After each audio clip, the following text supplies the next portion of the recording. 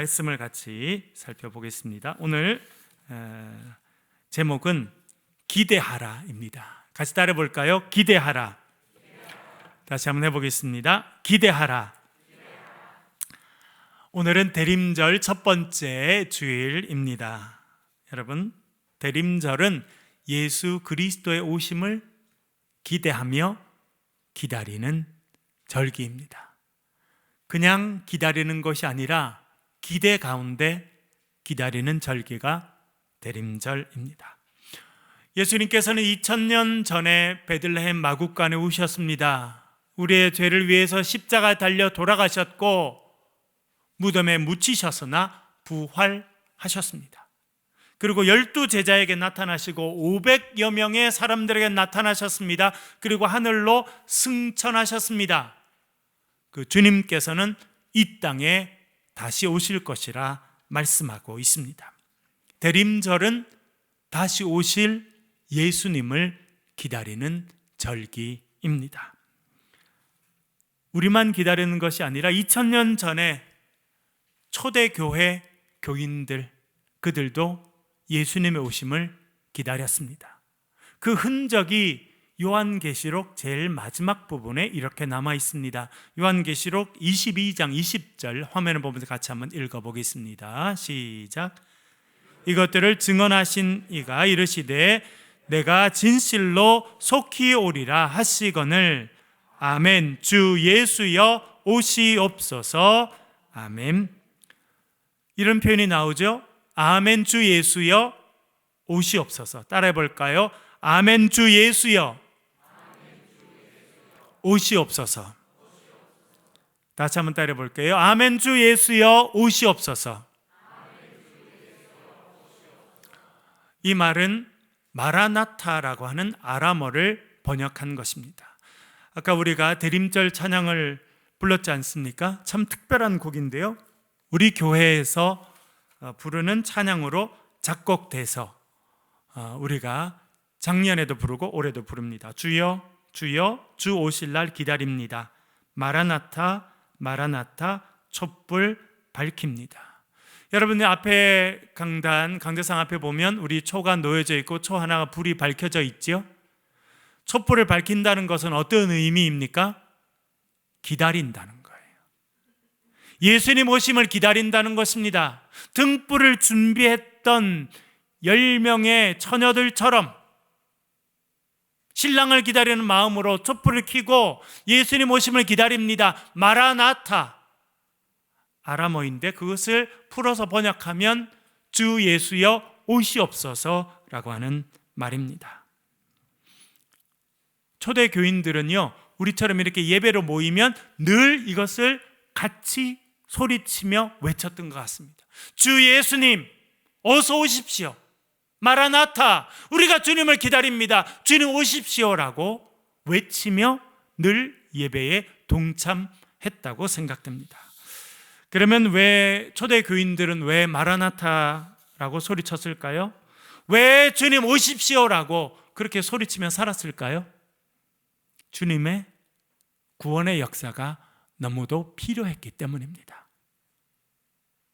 주님 오셔서 우리를 구원해 주십시오. 주님 오셔서 우리와 함께 해 주십시오. 그렇게 소리칠 수밖에 없는 상황이었기 때문에 그렇습니다. 주후 64년 7월 로마, 여러분 로마 가보셨습니까? 한여름에 엄청 덥습니다. 그 더운 날 대화재가 일어납니다. 세계의 중심이었던 로마의 대화재가 일어나서 그 불은 며칠 동안 꺼지지 않고 확장됩니다. 그래서 세계의 중심이고 세계의 심장 역할을 했던 로마가 거대한 잿더미로 바뀌게 됩니다. 로마 백성들은 분노했습니다. 도대체 누가 불을 지른 것이냐? 사람들은 분노했습니다. 그런데 소문이 퍼졌어요. 그 당시 로마를 다스리던 네로 황제는 백성들의 미움을 받았습니다. 거친 폭군이었을 뿐만 아니라 자신을 낳은 어머니를 살해하는 그런 폐류나였기 때문에 많은 사람들이 그 네로를 너무도 싫어했습니다. 그래서 어떤 소문이 나냐면 이 미치광이 황제가 로마에 불을 질렀다라고 하는 소문이 퍼집니다. 심지어 로마에 불을 지르고 자기는 저 위에 언덕에 올라가서 하프를 키면서 노래를 불렀다, 그런 소문이 사람들 가운데 퍼져나가기 시작합니다. 그는 소문이었지 실제로 네로는 그 당시 로마에 있지도 않았습니다. 그러나 그 소문이 퍼져나갔어요. 황제였던 이 네로는 그 소문을 잠재우고 백성들의 불만을 해결하려고 했습니다. 분노를 잠재우려고 했지만 분노를 잠재울 수가 없었습니다. 들불과 같이 분노와 소문이 퍼져나갑니다. 그래서 네로 황제는 이 불을 끄기 위해서, 분노의 불을 끄기 위해서 희생양이 필요하다 생각합니다. 희생양으로 지목한 사람들이 그리스도인들이었습니다. 그래서 대대적인 박해가 시작됩니다. 여러분, 쿼바데스 이런 영화를 보셨죠? 거기에 보면 기독교인들이 잡혀옵니다. 콜로세움 이런 원형 경기장에 기독교인들을 풀어놓고 그 안에 두고 그 다음에 며칠 동안 굶주린 사자와 같은 맹수를 풀어놔서 살아있는 사람들을 그 짐승들이 처참하게 물어 죽이는 모습을 오락거리로 만들었습니다. 참 잔인하죠, 여러분. 네? 얼마나 잔인한지. 로마 사람들이요, 그 거대한 경기장에 모여서 그리스도인들이 그렇게 굶주린 맹수들에게 찢겨 죽는 모습을 보고 환호성을 치고 오락거리로 기뻐했다는 거예요. 참 잔인한 사람들이었다, 이렇게 생각이 듭니다. 그렇게 박해가 진행되면서 그리스도인들, 기독교인들은요 도망치게 됩니다. 눈에 보이면 붙잡아서 감옥에 집어넣고 때가 되면 그 맹수들의 밥이 되게 하니까 이분들이요 도망가는데 어디로 도망갔냐면 사람들이 찾을 수 없는 곳으로 도망갑니다. 그것이 어디였겠습니까? 지하 세계, 카타콤이라고 하는 지하 무덤이 있었습니다. 카타콤은요 지하에 있는 무덤이었습니다. 엄청나게 지하에 굴을 파놓고 거기다가 시신을 매장합니다. 여러분, 어릴 때 제가 살던 동네에도 동네 뒷산에 뭐가 있었어요? 묘가 있었거든요. 묘가. 뭐 공동묘지는 멀리 따로 있었습니다만 산에 뒷산에 가면 묘가 곳곳에 있었어요. 우리 시골 애들은 그 묘에 가서도 놀고 그랬거든요. 왜냐하면 묘 근처가 편편하고 잔디가 깔려 있어가지고, 잔디 구장이 딴 데 없는데 거기는 잔디가 깔려 있어가지고 아이들이 가서 놀고 그랬는데요. 우리가 낮에는 가지만 밤에는 갑니까? 안 갑니까? 안 가죠. 껌껌하면 뭐가 나올 것 같아요? 그런데 꼭 교회를 교회를 저녁에 가려고 그러면 그 묘를 지나가야 돼요. 그럼 어떻게 하고 지나가요? 저는 막 뛰어가기도 하고 찬송을 막 부르면서 이렇게. 낮에는 괜찮아요. 밤에는 두려움이 있더라고요. 로마 사람들이 사람을 죽으면 매장하는 곳이 카타콤이었습니다. 지하에 뚫어놓은 어두컴컴한 곳에 시체를 넣어놨기 때문에 사람들도 거기에 가기 싫어했습니다. 기독교인들은 그곳으로 도망갔습니다. 목숨을 부지하기 위해서 그곳에 가서 살게 됩니다. 그리고 주일날이 되면 그곳에 모여서 예배를 드렸습니다. 햇볕이 전혀 들지 않는 캄캄한 어두움밖에 없는 그곳에서 그들은 촛불을 켜놓고 예배를 드립니다.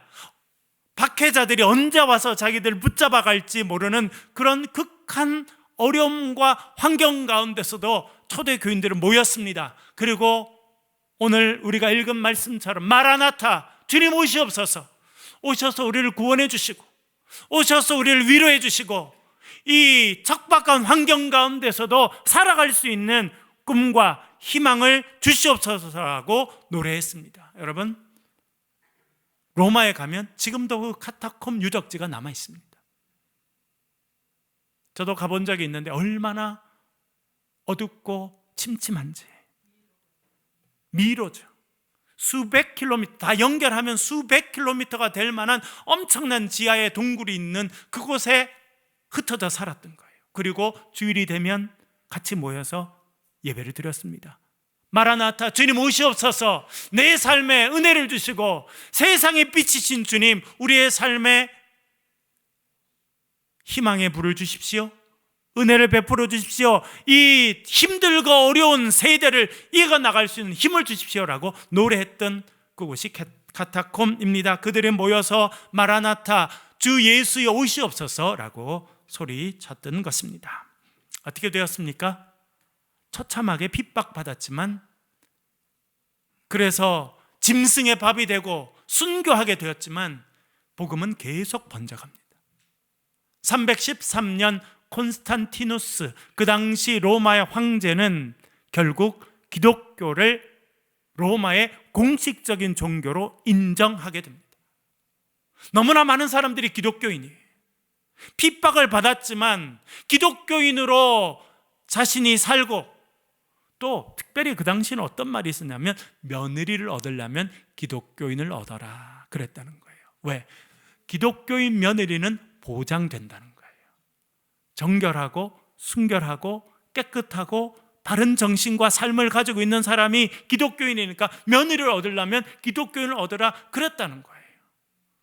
그래서 많은 사람들이 기독교인이 되면서 콘스탄티누스 황제는 313년 기독교를 공적인 로마의 종교로 인정하게 됩니다. 여러분의 삶이 때때로 그 카타콤 안에 있었던 기독교인들처럼 그런 어려운 환경이라고 생각이 되십니까? 여러분 삶에 빛이 다 차단되고 출구가 없는 터널과 같은 그런 곳에 내가 갇혀 있다, 그렇게 여러분 느껴지십니까?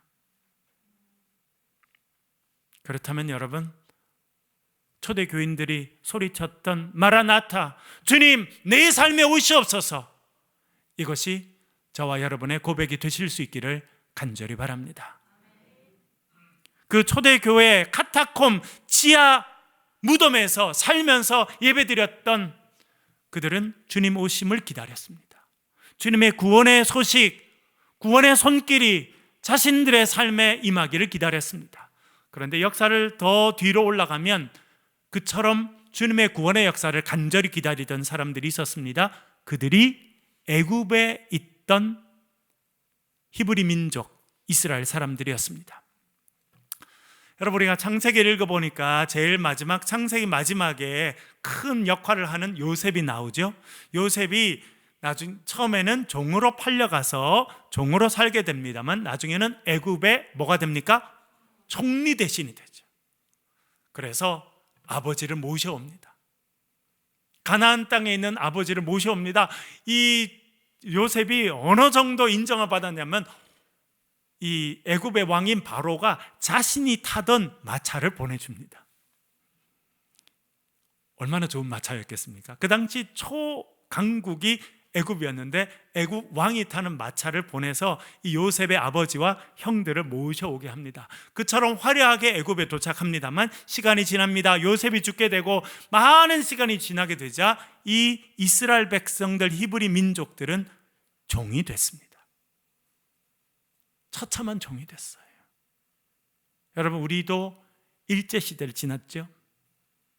여기도 직접 일제시대를 온몸으로 지나신 우리 권사님도 계신데요, 우리나라 말을 쓰지 못하고 조선 사람이지만 조선 사람으로 행사할 수 없고 종이 아닌데 종 취급을 받으며 살았던 역사 우리나라에도 있었습니다. 이스라엘 백성들은 수백 년 동안 그렇게 지냅니다.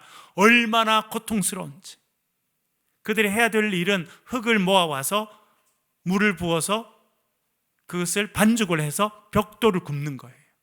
그리고 그 벽돌을 쌓아서 성을 만드는 그런 일들을 하게 됩니다.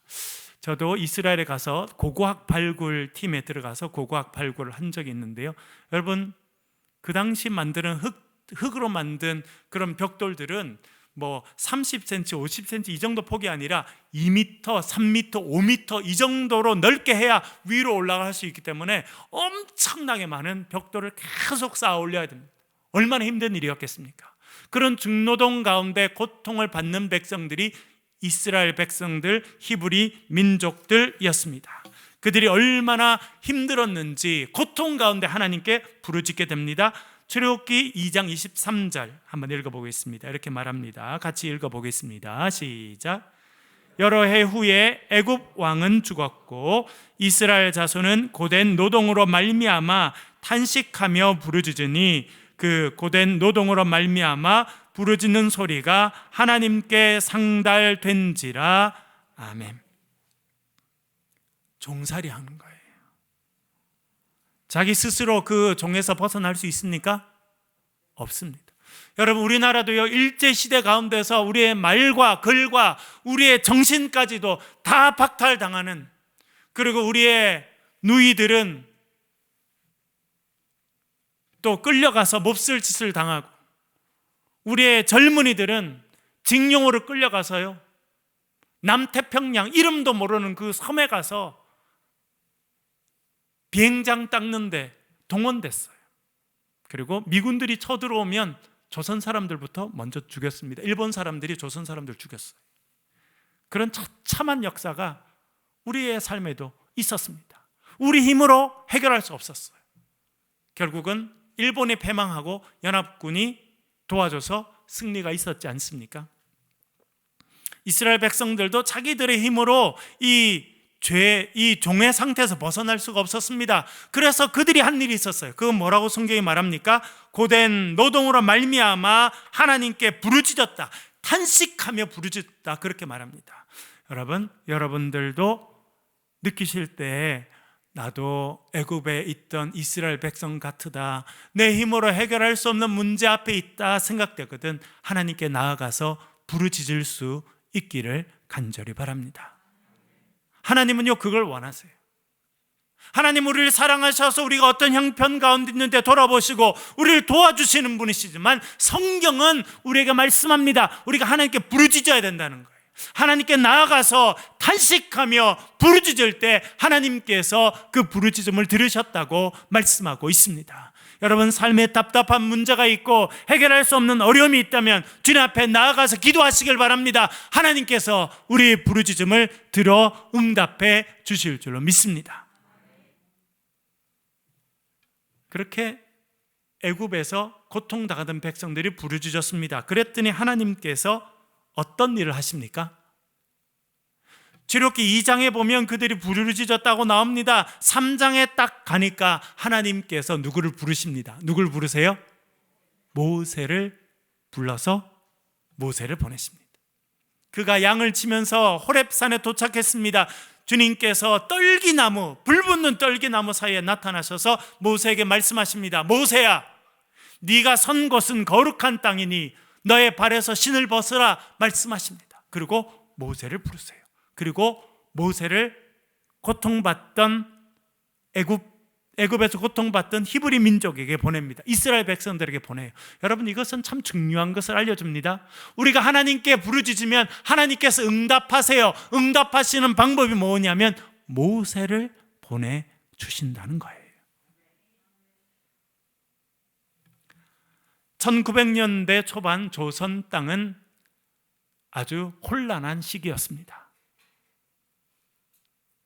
러시아, 일본, 미국, 프랑스 같은 여러 열강들이 우리나라에 들어와서 서로 경쟁하고 서로 전쟁하고, 우리나라는 가뭄에 시달리고 그리고 콜레라와 같은 전염병들이 창궐해서 백성들이 살기가 너무나 어려운 그런 시간을 보내고 있었습니다. 전염병이 건졌습니다. 최근에 코로나, 여러분, 최근에 우리나라와 전 세계가 이렇게 의학으로 발달되어 있는데도 코로나가 오니까 얼마나 많은 사람들이 희생이 됐습니까? 1900년대 초반 이 전염병은 속수무책으로 하루에 수백 명, 수천 명의 사람들이 죽어가도록 만들었습니다. 그 병에 걸린 백정이 있었는데 박성춘이라고 하는 백정이 있었습니다. 보통 사람들도 죽어나가는 형편에 그 전염병에 걸린 이 백정을 도와줄 사람은 아무도 없었습니다. 그런데 자기 아버지가 죽어가는 모습을 보고 그 백정의 아들 박봉출이는 교회로 달려갑니다. 왜냐하면 그 교회 목사님한테 부탁하려고. 그 교회 목사님은 누구였냐면 사무엘 무어 목사님, 북장로교회에서 파송한 미국인 목사님이셨습니다. 그 목사님한테 부탁한 거죠. 목사님, 우리 아빠 죽고 있어요. 우리 아빠 좀 도와주세요. 그래서 이 봉출이가 사무엘 무어 목사님을 모시고 자기 집으로 갑니다.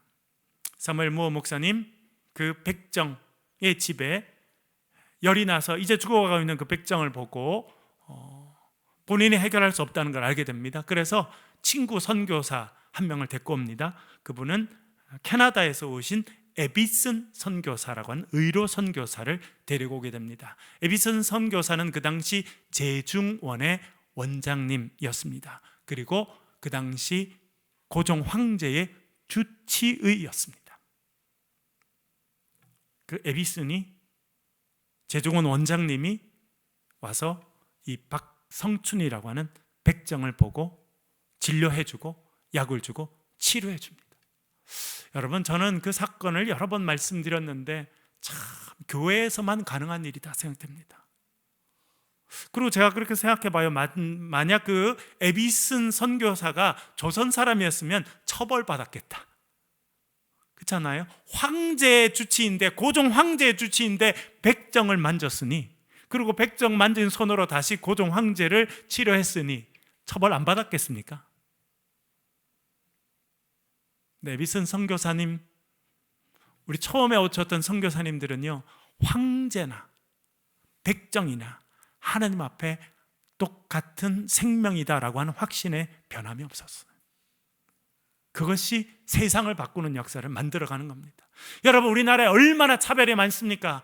지금도요, 출신 배경, 네 아버지 누구냐, 어느 지역 출신이냐, 어느 학교 나왔냐, 재산 얼마 갖고 있냐에 따라 얼마나 차별하고 살아요. 그러나 선교사님들은요, 하나님 나라 복음 가운데 살았습니다. 그래서 고종 황제를 치료하는 것이나 백정을 치료하는 것이나 같다고 생각했어요. 그래서 박성춘이가 이 백정이 살아나게 됩니다. 그리고 자신을 살려준 그분이 고종 황제의 주치의라고 하는 것도 알게 됩니다. 그래서 그 아들은 나중에 이제 연세대학교에 세브란스에 들어가서 이제 첫 번째 공부하게 되는데, 왜냐하면 이 에비슨 선교사가 제중원 원장님으로 계실 때 미국에 있는 사업가인 세브란스라는 분으로부터 많은 돈을 받게 됩니다. 그래서 제중원을 새로운 현대식 건물로 만들어서 최초의 현대식 병원을 세우게 되는데, 그 병원 이름이 세브란스입니다.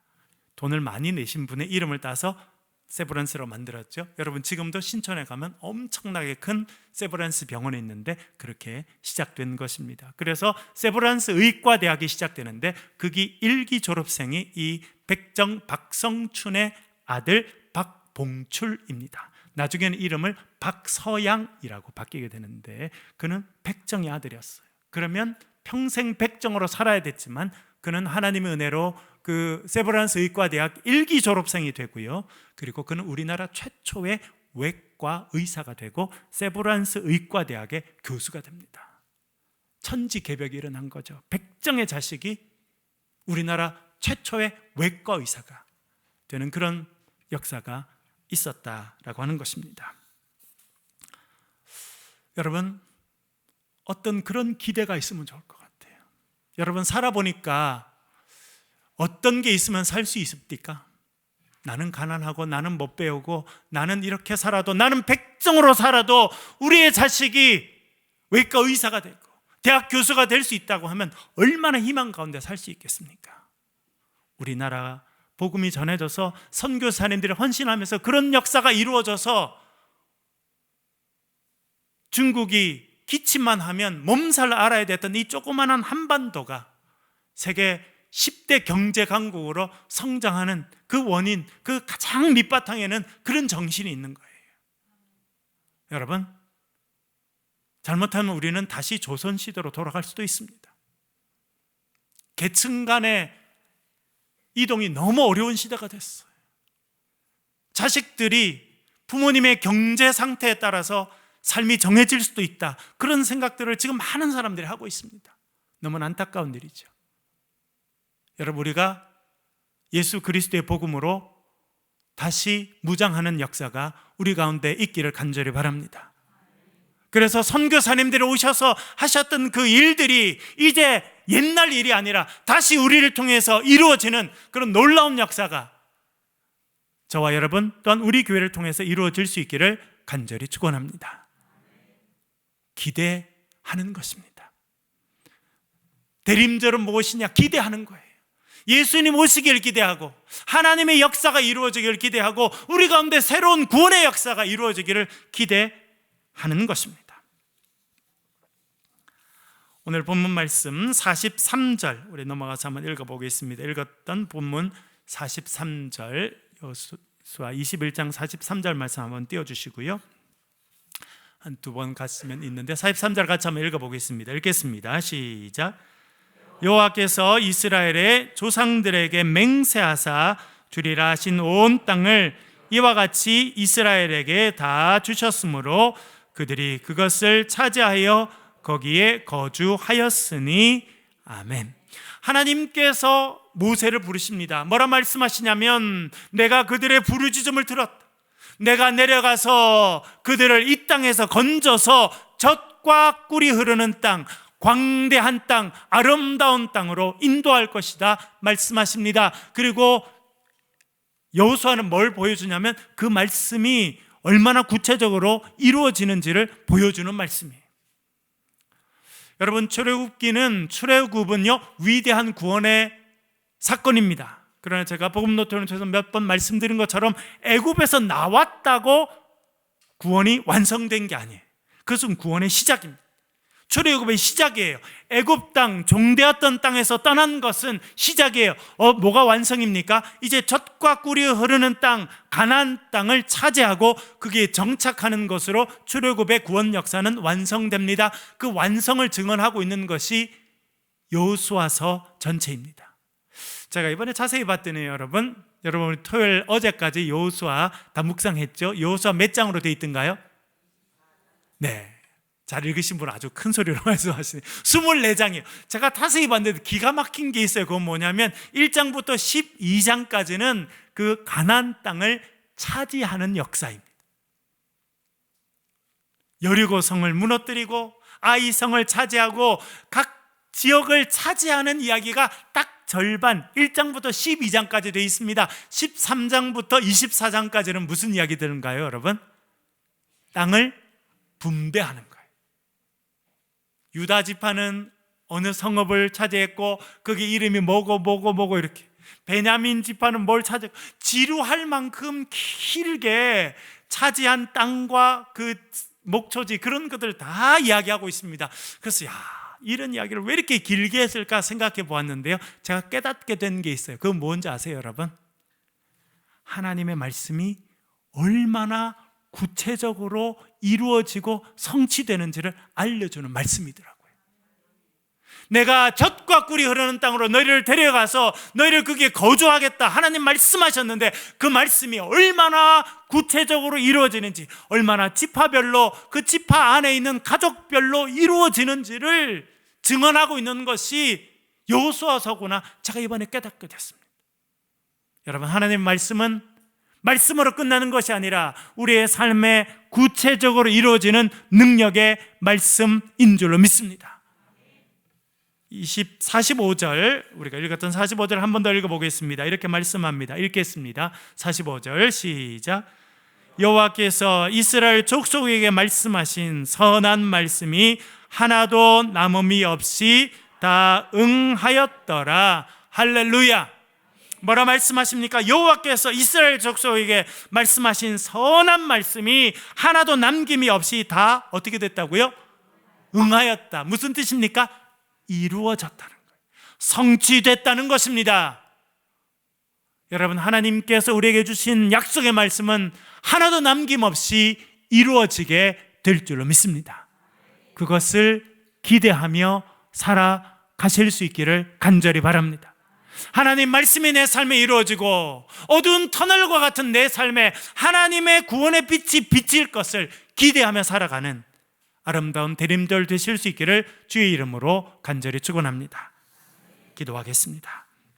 우리 소리를 내서 한번 기도하겠습니다. 하나님, 주의 말씀은 하나도 남김이 없이 이루어진다고 말씀하셨습니다. 하나님, 주님의 구원의 역사를 경험하며 살게 하시옵소서. 내 삶에 어둡고 힘들고 해결할 수 없는 어려움이 있습니다. 이 모든 것들 하나님 해결하여 주시옵소서. 우리 소리를 내서 통성으로 같이 한번 기도하겠습니다. 아버지 하나님,